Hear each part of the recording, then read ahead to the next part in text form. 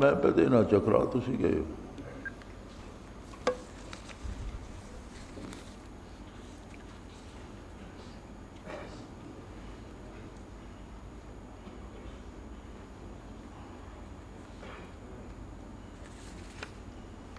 بھائی کیڑے اے ہو گئے اے راندے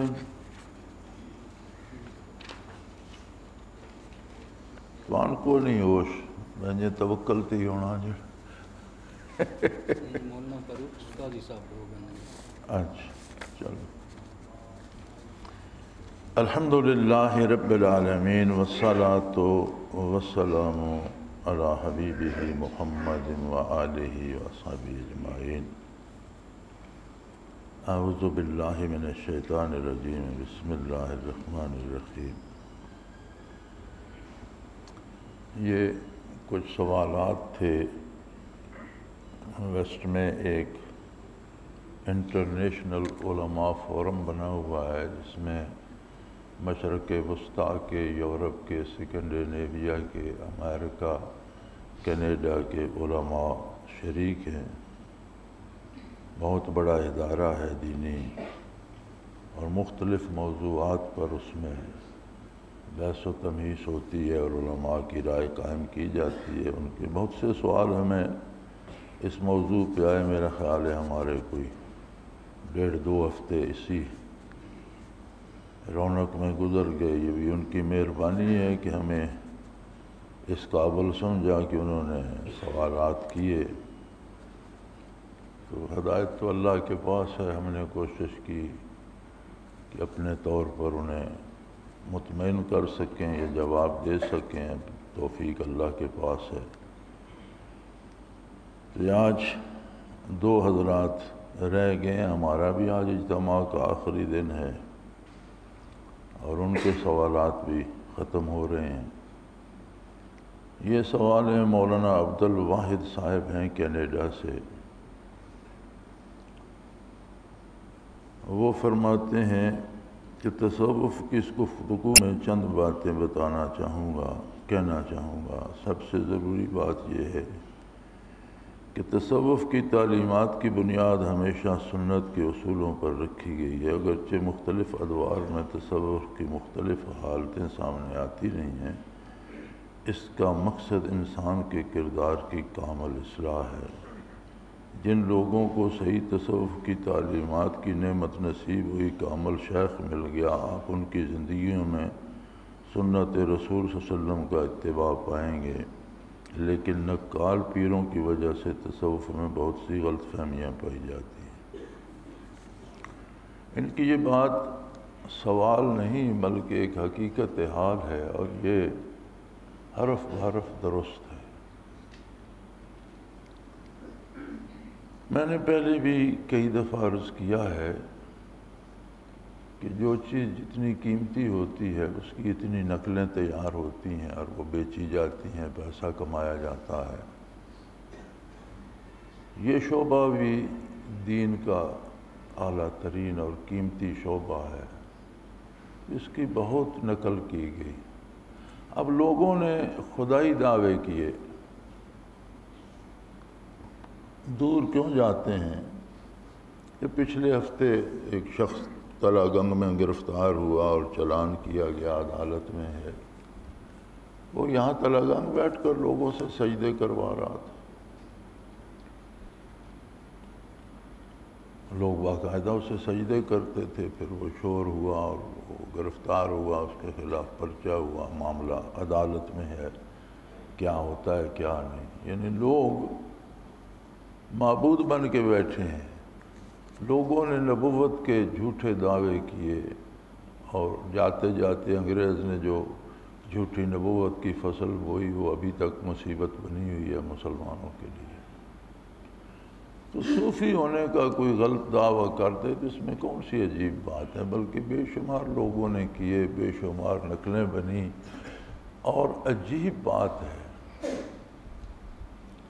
کہ ہمارے حکمرانوں میں آدھے سے زیادہ وہ ہیں جن کو لوگ پوجتے ہیں جو خاندانی گدی نشین ہیں.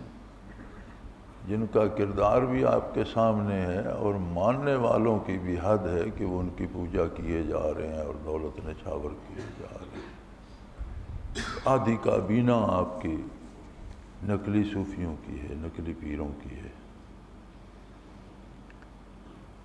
تو یہ حق ہے کہ اصل مقصد اتباع محمد الرسول اللہ صلی اللہ علیہ وسلم ہے، اور تصوف کا حاصل یہ ہے کہ اتباع جو کیا جائے وہ محض اداکاری نہ ہو، اس میں خلوص دل بھی شامل ہو۔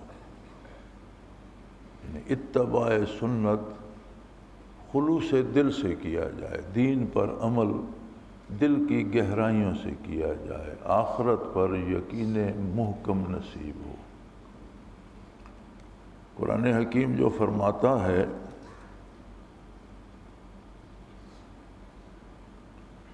الذین یؤمنون بما انزل الیک وما انزل من قبلک، اس میں سارے ایمانیات تو آگے، پھر تاکیداً فرماتا ہے وبالآخرۃ ہم یوقنون،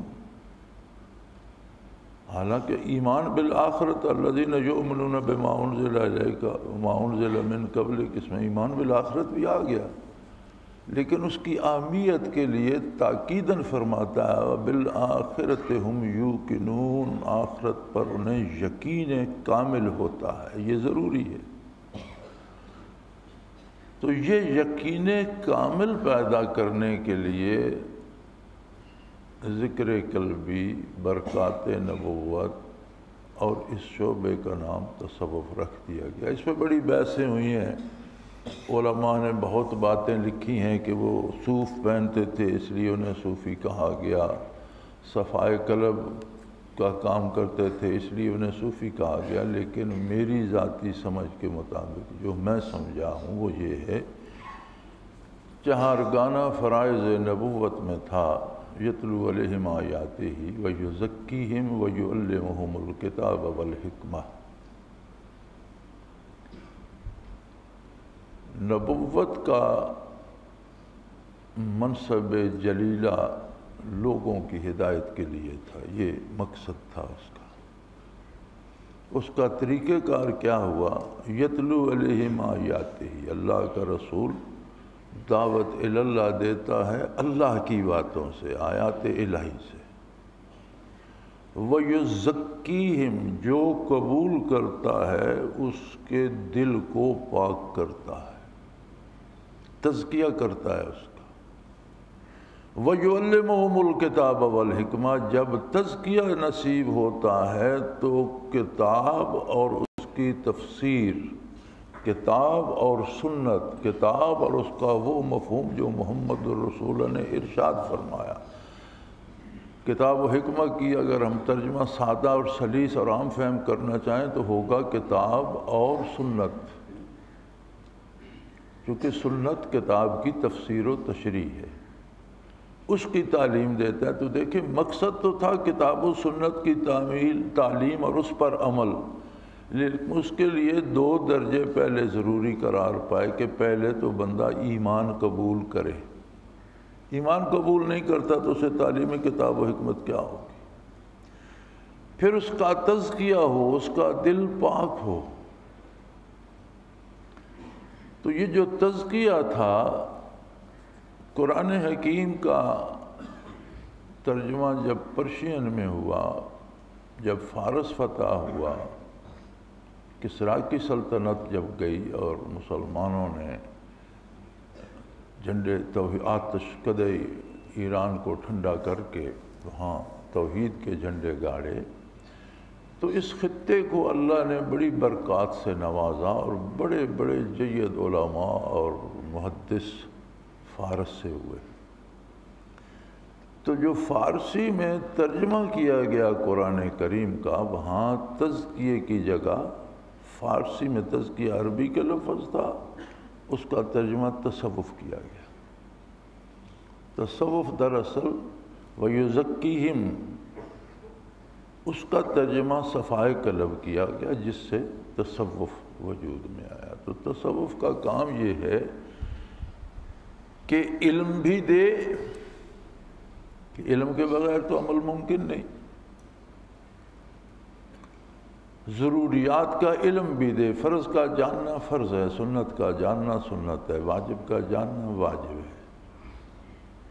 تصوف کا مقصد یہ ہے کہ لوگوں کو قرآن و سنت کا علم بھی دیا جائے، ضروری فقہ سے آگاہ کیا جائے۔ دیکھیں کسی بھی شعبے میں عالم یا محقق یا کوئی بنتا ہے، دنیاوی شعبوں میں بھی ہر کوئی بندہ محقق تو نہیں ہوتا، لیکن زندگی گزارنے کے لیے ضروری باتیں ہر کوئی جانتا ہے اور سیکھتا ہے۔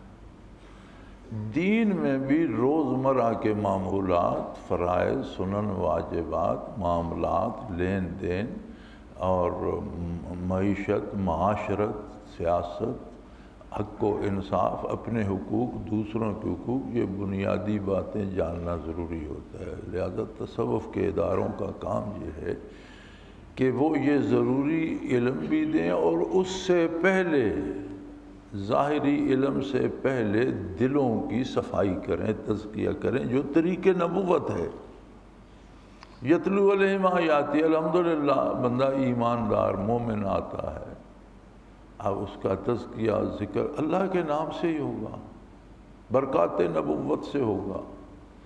تزکیہ ہوتا ہے تو پھر جو جو حرف اسے سکھائے جاتے ہیں اس کے لوح قلم پہ ثبت ہو جاتے ہیں، اور وہ اپنی پوری کوشش ان پر عمل کرنے کی کرتا ہے۔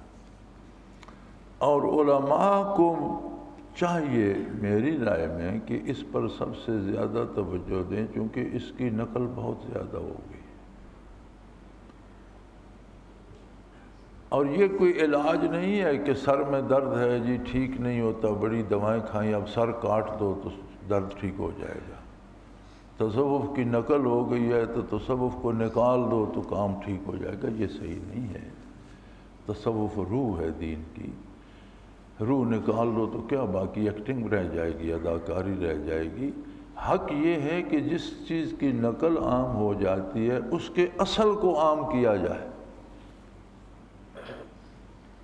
نقل کو روکنے کا علاج یہ ہوتا ہے کہ اس کی اصل شے کو مارکیٹ کیا جائے، عام کیا جائے، تو نقل از خود رک جاتی ہے۔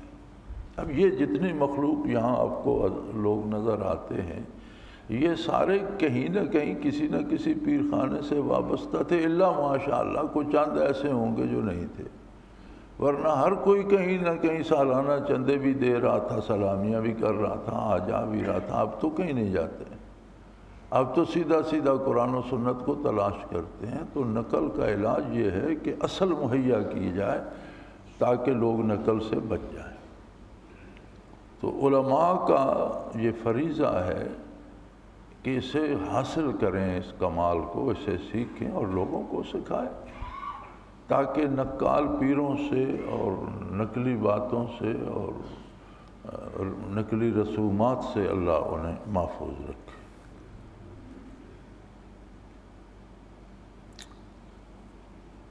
دوسری بات جو انہوں نے ارشاد فرمائی، اگر کشف یا کرامات کسی انسان کے ہاتھ سے ظاہر ہوتی ہیں تو یہ اس کے لیے امتحان ہوتا ہے، اس کی وجہ سے اس میں تکبر و غرور وغیرہ آئے تو ساری روحانی ترقی ضائع ہو جاتی ہے۔ انسان کی سب سے بڑی کرامت اپنی پوری زندگی رسول اللہ صلی اللہ علیہ وسلم کی اتباع ہے۔ یہ سوال تو نہیں بنتا، یہ تو ان کا ارشاد ہی ہے اور بہت اچھا ہے اور 100% ہے۔ کرامت کسے کہتے ہیں؟ ہمارے ہاں ایک یہ بھی مصیبت ہے، متقدمین علماء کی کتابیں جب ہم پڑھتے ہیں تو اس میں جتنی کرامات وہ نقل فرماتے ہیں وہ دین پر عمل کے اعتبار سے، آخرت پر یقین کے اعتبار سے ان چیزوں کو وہ کرامت گنتے ہیں کہ فلاں معاملے میں انہوں نے یہ عمل اختیار کیا اور یہ اللہ کے خوف سے یا آخرت کی وجہ سے تھا۔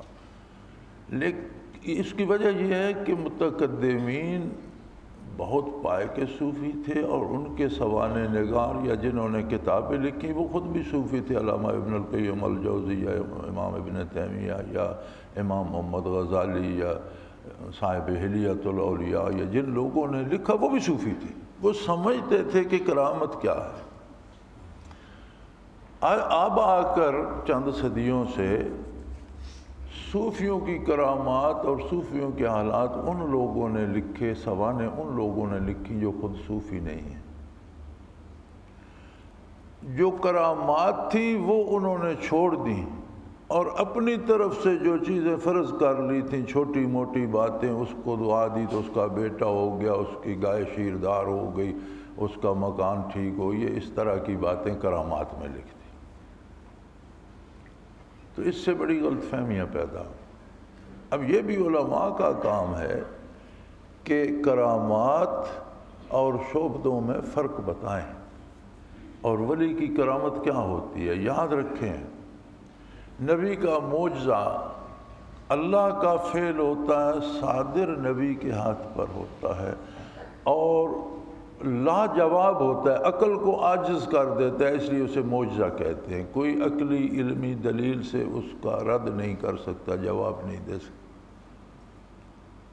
ولی کی کرامت دراصل نبی کا معجزہ ہوتا ہے، فعل الہی ہوتا ہے۔ جب باتباع نبی اس کے کسی پیروکار مخلص بندے کے ہاتھ سے صادر ہوتا ہے تو معجزے کی بجائے کرامت کہلاتا ہے، لیکن کمال نبی کا ہوتا ہے، یا ولی کو باتباع نبی نصیب ہوتا ہے۔ نبی کے معجزات کس لیے ہوتے تھے؟ کیا لوگوں سے چندہ لینے کے لیے، لوگوں پر اپنا رعب جمانے کے لیے، اپنی بڑائی کے لیے نہیں۔ نبی کے معجزات ہوتے تھے اثبات حق کے لیے، اس کے دعوے نبوت کے ثبوت کے طور پر معجزات عطا ہوتے تھے۔ ولی کی کرامت بھی وہ عمل کرامت شمار ہوگا جو دین کی تائید کے لیے کوئی عقل سے بڑھ کر بات صادر ہو اور اس سے دین میں لوگوں کے ایمان پر قائم رہنے میں مدد ملے تو وہ کرامت ہوگی۔ مثلا کہیں کفر اسلام کا مقابلہ آ گیا ہے، اب وہاں علماء عاجز آ گئے ہیں، تو کوئی ولی کھڑا ہو کے کوئی ایسا کام کر دیتا ہے، اس کے منہ سے کچھ ایسے الفاظ نکل جاتے ہیں، اس سے کوئی ایسا عمل صادر ہو جاتا ہے جس سے کفر کو شکست ہو جاتی ہے اور لوگ اسلام کی طرف راغب ہو جاتے ہیں، تو یہ کرامت ہوگی۔ تو یوں لوگوں نے حکایات میں کرامتیں بنائی ہوئی ہیں کہ جی وہ فلاں شخص دیوار پر بیٹھے تھے تو انہوں نے دیوار کو ایڑ لگائی تو وہ گھوڑے کی طرح بھاگنے لگ پڑی۔ ہمارے ایک حکیم صاحب ہوا کرتے تھے، بہت فاضل آدمی تھے، اور انہوں نے باقاعدہ طب پڑھی ہوئی تھی، دہلی تک جا کر بہت بڑے طبیب تھے۔ حضرت رحمۃ اللہ علیہ کے ساتھ بہت مجلس ہوتی تھی ان کی، حضرت انہیں بڑا پسند کرتے تھے۔ علماء کو اہل علم ویسے ہی اچھے لگتے ہیں، حکیم محمد اسماعیل سے تو بندے بڑے مزے کے تھے۔ تو ایک دن وہاں ان کے مطلب میں بیٹھے تھے تو کسی نے وہی بات کی، فلاں بزرگ دیوار پر بیٹھا تھا، اس نے دیوار بھگا لی۔ تو مسکرا کر کہنے لگے، یار کچے پتھروں کی دیوار ہو گئی، دیوار گری ہوگی تو وہ گرتا گرتا آگے چلا گیا ہوگا، تم کہتے ہو دیوار بھگا لی۔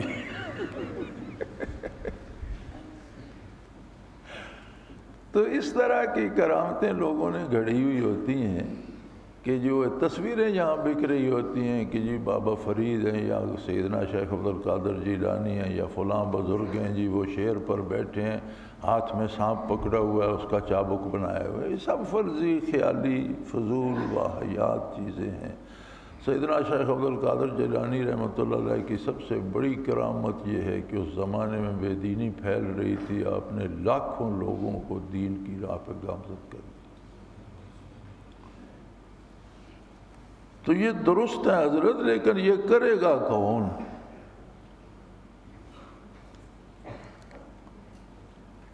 کرامت کی وضاحت تو ہو گئی، رہا کشف۔ کشف از قسم ثمرات ہوتا ہے، پھل ہوتا ہے اعمال کا۔ حضرت رحمۃ اللہ تعالی علیہ فرمایا کرتے تھے کہ دو طرح کے لوگ ہیں، بعض صوفیاء کو کشف ہوتا ہے اور بعض کو ساری زندگی نہیں ہوتا۔ میدان حشر میں جب اعمال کے وزن کی باری آئے گی تو جو کشف ہوتا ہے وہ اجر میں سے منہا کر دیا جائے گا، چونکہ وہ از قسم ثمرات ہے، پھل ہے، وہ لے چکا۔ تو حضرت کا ارشاد ہے کہ اس وقت صوفی کثرت کریں گے کہ کاش مجھے کوئی مشاہدہ، کوئی کشف نہ ہوا ہوتا، آج سارا کام آ۔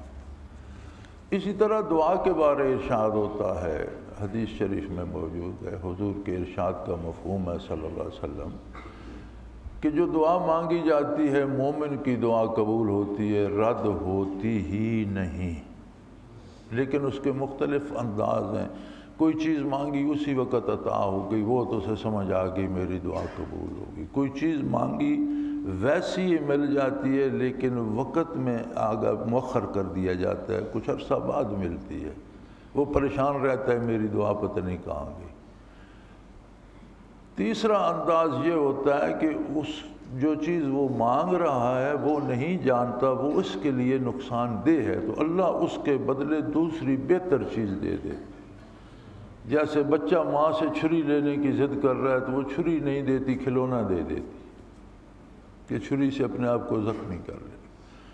چوتھی اور آخری صورت یہ ہے کہ بندہ دعا کرتا ہے اور وہ چیزیں اس کے لیے مفید نہیں ہیں، وہ اسے نہیں دی جاتی، تو وہ دعا عند اللہ محفوظ کر لی جاتی ہے، وہ فرشتوں کے اور کرامن کاتبین کے اور حساب کتاب کرنے والوں کے علم میں بھی نہیں ہوتی۔ حضور کے ارشاد کا مفہوم عالی ہے کہ جب میدان حشر میں اعمال کا وزن ہوگا تو فرشتے کہیں گے اللہ کریم اس کے سارے اعمال ہم نے ترازو میں رکھ دیے، تو ارشاد ہوگا نہیں، سارے نہیں، اس کے کچھ اعمال میرے پاس بھی ہیں۔ اس وقت وہ دعائیں جو اس نے مانگی تھیں اور دنیا میں ان کا بدلہ نہیں پایا، وہ اللہ کریم اپنی بارگاہ سے عطا کریں گے کہ یہ امانتیں اس کی میرے پاس ہیں، اس کا تمہیں علم نہیں ہے، تم نے تو دعا مانگنے کا ثواب تو لکھ لیا، وزن میں رکھ دیا، لیکن اصل دعا تو میرے پاس محفوظ ہے۔ تو حضور صلی اللہ علیہ وسلم فرماتے ہیں کہ بڑے بڑے مستجاب الدعا اس وقت حسرت کریں گے کہ کاش میری دعائیں بھی آج کام آتی، ان کا بدلہ دنیا میں نہ ملتا۔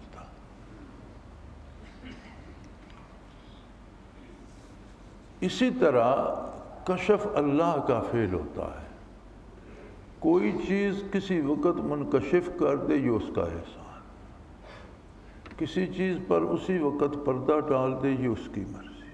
میں نے عرض کیا تھا کہ وَكَذَلِكَ نُرِي إِبْرَاهِيمَ مَلَكُوتَ السَّمَاوَاتِ وَالْأَرْضِ، زمینوں و آسمانوں کی بادشاہت ابراہیم علیہ السلام کے سامنے ہم نے کھول کر رکھی۔ ایک لمحہ ایسا آیا کہ ارض و سما کی ساری مملکت کھول کے رکھ دی، اور دوسرے لمحے اسماعیل علیہ السلام کو ذبح کرنا تھا، یہ نہیں بتایا کہ دمبا ذبح ہوگا اسماعیل بچ جائے گا، گردن کاٹنے تک، خون بہنے تک وہ یہی سمجھتے رہے کہ میں اسماعیل کی گردن کاٹ رہا ہوں۔ آنکھ کھولی تو پریشان ہو گئے کہ قربانی تو اسماعیل کی تھی، یہ تو زندہ کھڑا ہے۔ فرمایا قد صدقت الرؤیا، آپ نے اپنا خواب سچ کر دیا، اب یہ آگے میرا کام ہے، نہیں بتایا۔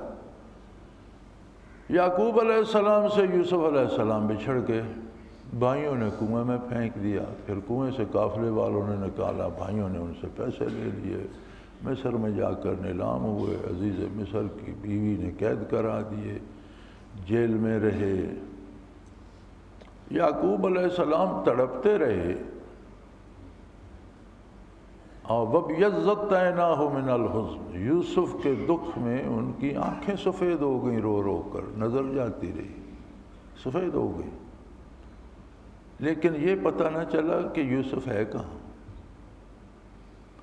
اور جب اللہ نے بتانا چاہا، ملاقات کا وقت آیا، تو بھائی سودا گندم لینے مصر گئے، تو یوسف علیہ السلام نے جب ان پر اپنا اظہار کیا کہ میں یوسف ہوں اور مصر کا حکمران ہوں، تو ان سے والد ماجد کی صورتحال پوچھی، انہوں نے کہا ان کی آنکھیں نظر ختم ہو گئی ہے، آنکھیں سفید ہو گئی ہیں رو رو کر آپ کی جدائی میں۔ تو فرمایا یہ میری قمیض لیتے جاؤ اور ان کے رخ انور پہ قمیض مل دینا، آنکھیں درست ہو جائیں گی۔ اب جب وہ قمیض لے کر مصر سے نکلے تو یعقوب علیہ السلام کنعان میں تھے، فَلَمَّا فَصَلَتِ الْعِیرُ تو انہوں نے فرمایا انی لاجد ریح یوسف، آج مجھے یوسف کی خوشبو آ رہی۔ بعض کہتے ہیں 13 برس گزر گئے، بعض کہتے ہیں 23 برس گزر گئے، تو 23 برس تو خوشبو نہ آئی۔ جب اللہ نے چاہا تو یوسف علیہ السلام کی فلما فصلت العیر، جب قافلہ شہر سے نکلا تو انہوں نے کنان میں فرمایا انی لاجد ریح، آج مجھے یوسف کی خوشبو آ رہی۔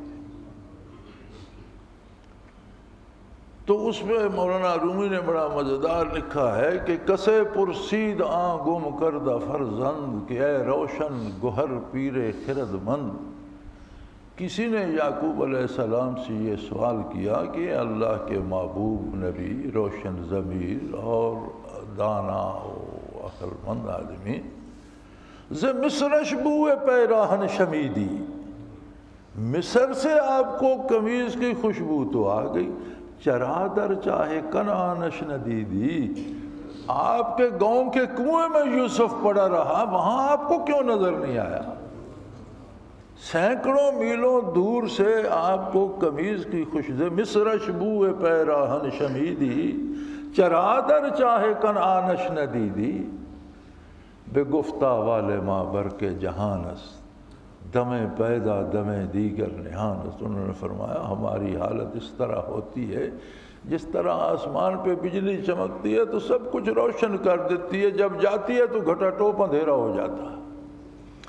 گہے بر تارم اعلیٰ نشینم، کبھی تو ہم عرش اولا پر ہماری نظر ہوتی ہے، گہے بر پشت پائے خود نبینم، اور کبھی ہمیں اپنے پاؤں کی پشت بھی دکھائی نہیں دیتی جو ہر ایک کے سامنے ہوتی ہے، ہماری نظر سے وہ بھی اوجھل ہو جاتی ہے۔ تو کشف فعل اللہ کا ہے، از قسم ثمرات ہے، جس کو دے دیتا ہے یہ اس کی عطا ہے، اور اس کے اعمال کی صحت پہ دلیل ہے کہ برائی سے کشف الہیات نہیں ہوتا، خرافات ہوتی ہیں، کشف الہیات عالم بالا، لا تفتح لهم ابواب السماء، غیر اسلامی کام پر کفر کے لیے آسمان کے دروازے نہیں کھلتے، برزخ منکشف نہیں ہوتا، یہ چیزیں حق پر ہونے کی دلیل ہے۔ کسی کو ہوتا ہے تو اس پر اللہ کا انعام ہے، لیکن اس کے باوجود وہ اللہ کا فعل ہے، جو چیز بتا دے اس کی مہربانی، نہ بتائے تو جو نہ بتائے نہیں سمجھ آتی، اختیاری نہیں ہے، فعل ہے اللہ کا۔ اور یہ بھی درست ہے کہ بعض لوگ بد نصیب ہوتے ہیں، کسی کرامت کے صدور یا مشاہدے کے بعد اپنی بڑائی میں مبتلا ہو جاتے ہیں، تو جب اپنی بڑائی میں مبتلا ہوتے ہیں تو پھر مشاہدہ بھی نہیں رہتا، کشف بھی نہیں رہتا، کرامت بھی نہیں رہتی، پھر گمراہ ہونے کا خطرہ ہو جاتا۔ اور یہ بات بھی درست ہے کہ جو جتنی بلندی سے گرتا ہے اتنی زیادہ چوٹیں لگتی ہیں، اتنا زیادہ تباہ ہوتا ہے۔ تو جو اس راہ میں بھٹکتے ہیں پھر وہ ایمان بھی ضائع کر بیٹھتے ہیں۔ بڑائی صرف اللہ کے لیے ہے، بندے کے لیے بندہ ہونا ہی سب سے بڑا کمال ہے، اور عاجز و نیاز مندی ہی بندے کا سب سے بڑا کمال، بندے کا عجز و نیاز مندی اور خشوع و خضوع ہے۔ تو فرماتے ہیں تیسرا جو انہوں نے لکھا ہے، فرماتے ہیں ہم سب کو چاہیے کہ کامل شیخ کی صحبت میں بیٹھیں، ماضی و حال کے جید صوفیاء کی زندگی کا مطالعہ کریں۔ بہت صحیح بات، بہت حق کی بات کہی حضرت نے، بڑی اچھی بات کہی۔ چاہیے کہ ہم ایسے لوگوں کو تلاش کریں جن کی صحبت میں دین کا علم بھی ملتا ہو اور ایسی کیفیات بھی ملتی ہوں جن پر دین پر عمل کرنے میں بھی لطف آتا ہو اور دین پر عمل کرنے کی توفیق بھی ارزاں ہوتی ہے۔ اور اس کے ساتھ یہ بھی بہت اچھی بات حضرت نے فرمائی کہ متقدمین صوفیاء کی زندگیوں کا مطالعہ کیا جائے،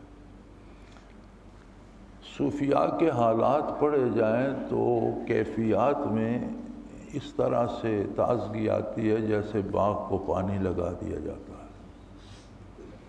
تو ہر صوفی کے حالات میں اس کی کیفیات بھی ہوتی ہیں، تو بہت اچھی بات ہے حضرت، میں آپ سے 100% متفق ہوں کہ سب کو چاہیے، علماء کو بھی، عوام کو بھی، کہ شیخ کامل کو تلاش کریں، اس کی صحبت اختیار کریں اور جید صوفیاء کے حالات اور علماء کے حالات کا مطالعہ کریں اور اپنی زندگیوں کو اتباع سنت میں خلوص کے ساتھ ڈھالنے کی پوری سعی کریں۔ اللہ کریم آپ کے خیالات میں برکت دے۔ یہ اگلے ارشادات ہیں، مولانا زبیر کریم صاحب ہیں، یہ بھی اسی انٹرنیشنل علماء فورم کے ہیں۔ یہ فرماتے ہیں تصوف کے موضوع پر جو گفتگو ہو رہی ہے میں اس کو بڑی دلچسپی کے ساتھ پڑھ رہا ہوں، اور صرف اس موضوع پر یہ کہنا چاہوں گا کہ حضرت تھانوی رحمۃ اللہ تعالیٰ علیہ نے فرمایا کہ جو لوگ کشف اور مکاشفات کی آرزو کرتے ہیں ان کی مثال ایسے ہے جو اپنے باغ میں صرف گھاس اگانا چاہتے ہیں۔ اگر وہ پودوں کی جڑوں سے گھاس نہیں نکالے گا تو نتیجہ پودوں کا ضائع کرنا ہوگا، اس لیے قیمتی چیز کی نگہبانی کرنی چاہیے۔ پودے قیمتی ہیں، گھاس تو خود بخود اگنے والی چیز ہے۔ مولانا تھانوی کی اس موضوع پہ بہت سی تصنیفات ہیں، غالباً مجھے صحیح یاد نہیں، 30-35 کے قریب ہیں جو تصوف کے ہیں۔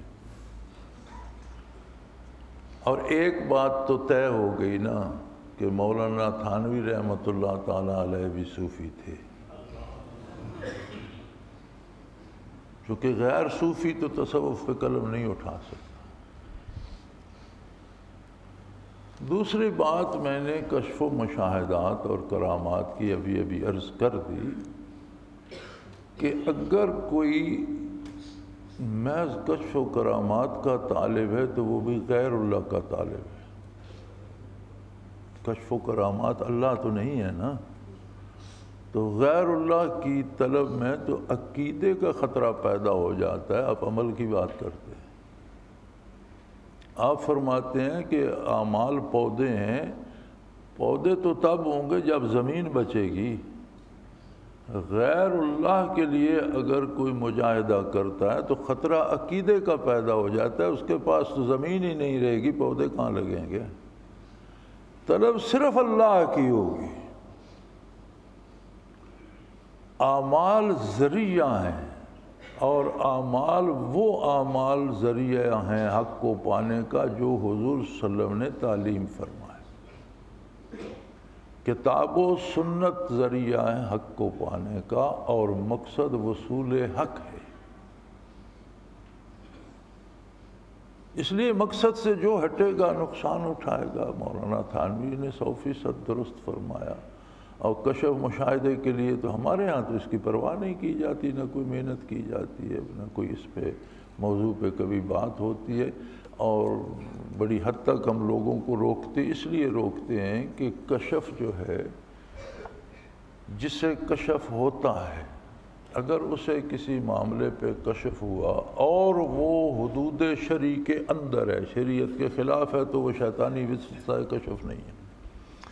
شریعت کے مطابق ہے تو خود اس صاحب کشف کے لیے دلیل ہے، کسی ایک بھی دوسرے آدمی کے لیے نہیں۔ دوسرا آدمی جو چاہتا ہے کہ فلاں بات کشفاً دیکھ کر مجھے بتا دو، وہ جاہل ہے، بے وقوف ہے، اس کے لیے اس کی بات حجت ہی نہیں، دلیل ہی نہیں۔ وہ اپنے معاملات شریعت سے پوچھے، چونکہ وہ اس کے لیے نبی کا کشف پوری امت کے لیے حجت ہوتا ہے، ولی کا کشف کسی دوسرے ایک کے لیے بھی حجت نہیں ہوتا۔ لہذا ان چیزوں کی ہم تو پرواہ نہیں کرتے، نہ یہاں کسی کو دیکھا بھالا جاتا ہے، نہ ایسی کوئی بات کی جاتی ہے۔ اپنے اپنے کام پہ، اپنے اپنے سبق پہ توجہ رہتی ہے کہ جتنے اسباق آگے جاتے ہیں اتنا خلوص اتباع سنت میں نصیب ہوتا ہے، توفیق ارزاں ہوتی ہے۔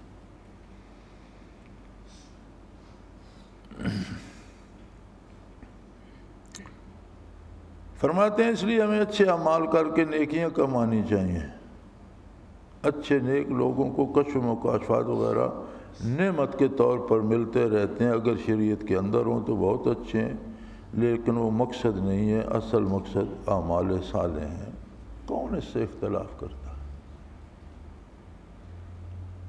اور برائی پہ تو نیکی کا کشف ہوتا بھی نہیں کہ کوئی کفر کرے یا گناہ کرے یا بدکاری کرے تو اسے بھلائی کا کشف ہو جائے گا۔ برائی پہ تو شیطانی وساوس، ان الشیاطین لیوحون الی اولیائہم، شیطان اپنے دوستوں پہ باتیں القاء کرتے رہتے ہیں یا شیطانی چیزیں نظر آتی رہتی ہیں، وہ تو ہو سکتا ہے۔ نیکی کا کشف، تجلیات باری، انوارات، بالائے عرش، بالائے آسمان، برزخ، یہ چیزیں اتباع سنت سے ہی یہ مشاہدات نصیب ہوتے ہیں، اور مشاہدات مقصد نہیں ہے، مقصد اللہ کی رضا ہے اور خلوص اور خشوع و خضوع کا حصول ہے۔ اور اعمال آدمی کا دل ساتھ نہ دے تو اعمال اداکاری رہ جاتے ہیں۔ دیوبند کے حضرات میں سے ایک شخص حج پہ تشریف لے گئے تو ان دنوں آنے جانے میں 1 برس کم از کم لگ جاتا تھا۔ بمبئی سے جہاز بحری جاتا تھا، سارا ہندوستان ریلوے پہ آؤ، پھر بمبئی سے بحری جہاز، پھر آگے عرب کی سرزمین پہ بھی یا اونٹوں کی سواری تھی یا گھوڑوں کی یا پیدل، جس کے پاس سرمایہ ہوتا وہ کرائے کے کر لیتا، لوگ پیدل چلتے۔ تو وہاں سے انہوں نے کوئی خط بھیجا اپنے کسی بزرگ کو یہاں کہ جو میرے فلاں فلاں معاملات تھے تو ان کی ذرا خبر گیری کیجیے گا۔ انہوں نے انہیں جواباً لکھا کہ تم وجود تو حرمین میں لے گئے اور دل ہندوستان میں چھوڑ گئے، اس سے تو بہتر ہوتا کہ تمہارا وجود ہندوستان میں ہوتا، دل حرمین میں لگا ہوا ہوتا۔ تو اعمال میں یہ فرق ہوتا ہے کہ دل بازار میں ہوتا ہے، بندہ مسجد میں سجدے کر رہا ہوتا ہے، دل کہیں اور بھٹک رہا ہوتا ہے، وجود کو ہم کہیں اور لے جاتے ہیں۔ تصوف یہ ہے کہ اتباع سنت میں، شریعت کے اتباع میں دل بھی ساتھ دے، خلوص بھی ہو، خشوع و خضوع بھی، اور اس کی کوئی انتہا نہیں ہے، جتنا اللہ کریم کسی کو عطا کرتا جائے۔ تو اعمال ہی میں، اعمال کو چھوڑ دینا تو بات ہی ختم ہو گئی، پیچھے بچا کیا؟